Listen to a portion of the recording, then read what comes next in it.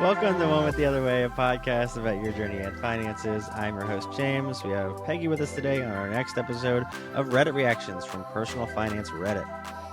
First question of the day. Death 12 years ago. Life insurance discovered. My father passed away about 12 years ago. About 6 months ago, we were going through some boxes and found a letter from an insurance company from back then about the payout.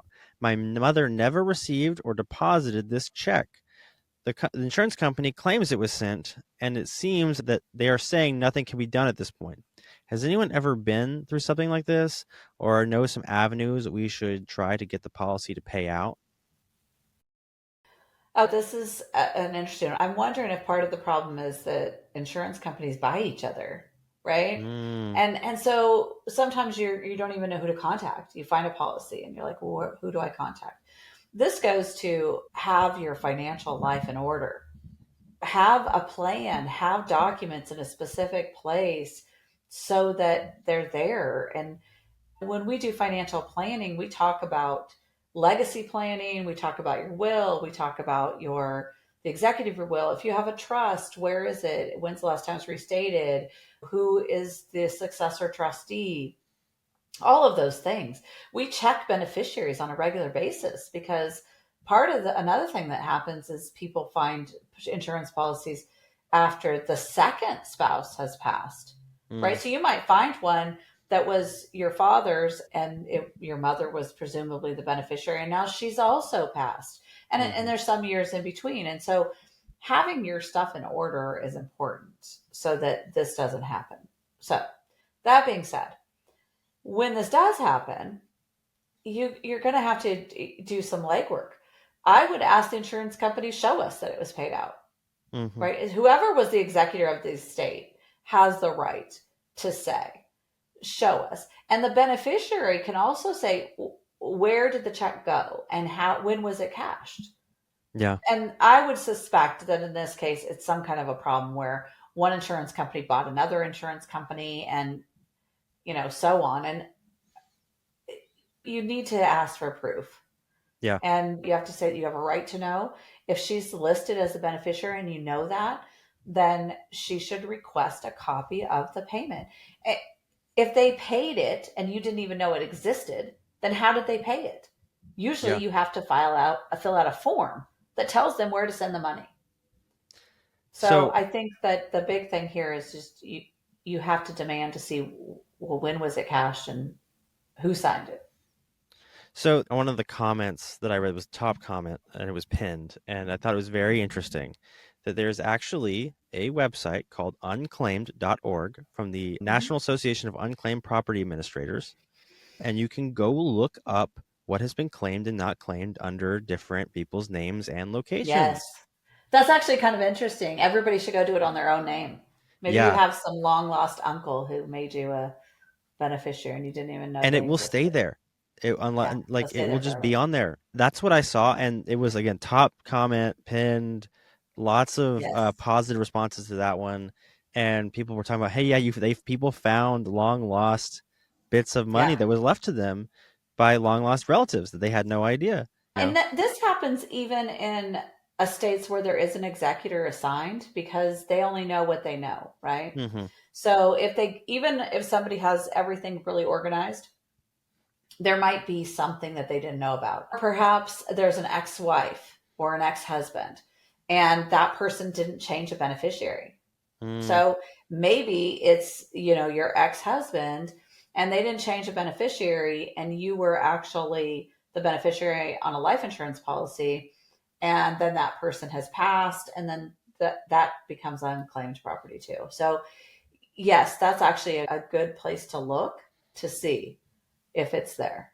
yeah. And that would be a nice starting point. And you might find interesting things there. It just because it has your name though, it doesn't mean that it's necessarily you, right? We know Yeah. a lot of people have Other people could similar. have your same name. I've got a very Yeah, generic name. exactly.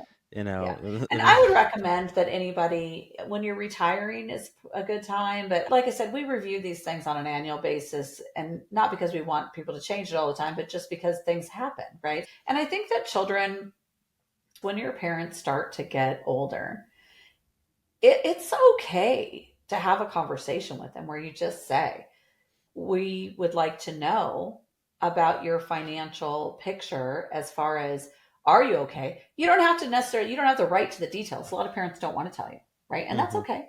You don't have to tell them the details, but it is good to say, my lawyer's name is, my financial advisor's name is, right? Give them the resources so that if something were to happen to you, Mm-hmm. it's not going to be, I mean, they're already dealing with grief, Yeah. right? So the more you can do to alleviate all the uncertainty, the better. But you don't have to feel like it's an invasion of your privacy, or if you don't want to disclose to them that you have a ton of money or Mm-hmm. that you don't have any money, that's your right. Yeah. Because there's could be a lot of things that you need to think about.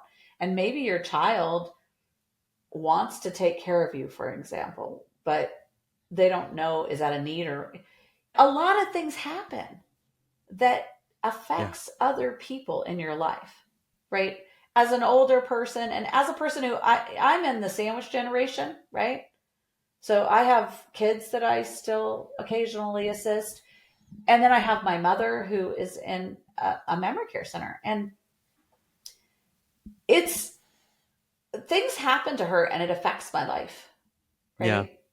right? If she, she recently fell and broke her hip, and that affects my life. There are things that need to be done and decisions that need to be made. And Yeah. I think that it's okay to say to your parents, we just want to know and plan our own things. So, what is going to happen? What is your plan? And if they want to tell you, great. If they don't, well, there's that too. Yeah. It's interesting you say that. I've got someone I know that their in-laws are basically saying, we're not going to tell you about anything that's going on.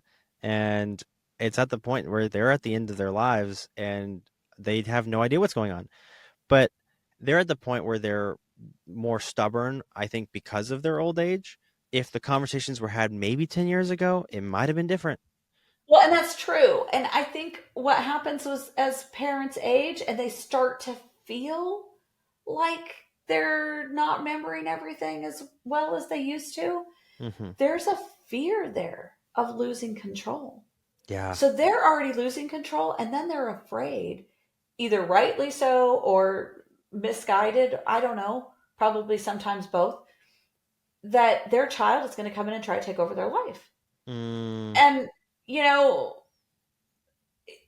that's a real fear because some children do that. And they yeah. come in and they might come in too soon or they might not come in soon enough. And so you're right, James, having the conversation earlier rather than later is actually better Yeah. because once you start to feel like you're losing your memory, Hmm. and I know this from my grandmother, my grandfather, my Hmm. mother, right? So I've been around on this one. Once you start to feel like that, often they exhibit like a paranoia. They start to feel like people are stealing from them. Yeah. And it could be simple things like, I checked the mail and there's nothing in it and there hasn't been anything in the mail for 3 days. And so they think somebody stole their mail. Yeah. And and maybe it's really that they checked the mail and there's a big pile somewhere. Or maybe it's that there's a big pile there and the pile's not there anymore. What happened to it? Hmm. And it could be that they went through it. It could be that you went through it with them and got rid of, because we all get a lot of junk mail, right? Yeah. And we're, as children of aging parents, we're fearful that they will be victims of fraud in Yeah. today's society, right? So we try to help. So I think that you're right. Have the conversation early on. Just say, what is your plan? Do you have long-term care insurance? Because what if your parents have long-term care insurance and you don't know, and something happens, and now they're not in a position to tell you that? Yeah. Then you're left trying to figure it out. Yes. So my advice would be to definitely have the conversation earlier rather than later. In this case, definitely do go look at the lost property and then tell the insurance company that you do have the right to know, as the beneficiary, if you sent me the money, please tell me where it went and show me. Great. Well, if you would like to meet with Wanda or Peggy to discuss more about your financial plans, you can find us at financesforreallife.com. The schedule appointment button at the top right of the page. You can also continue listening to this podcast on Spotify, Apple Podcasts, and YouTube. We're on social media now too, so you can find us on Instagram at Finances for Real Life. Thank you so much for listening to today's podcast. We look forward to having you in the next one.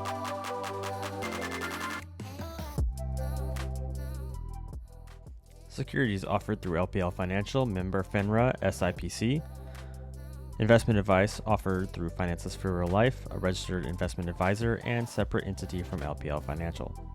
The opinions voiced in this podcast are for general information only and are not intended to provide specific advice or recommendations for any individual.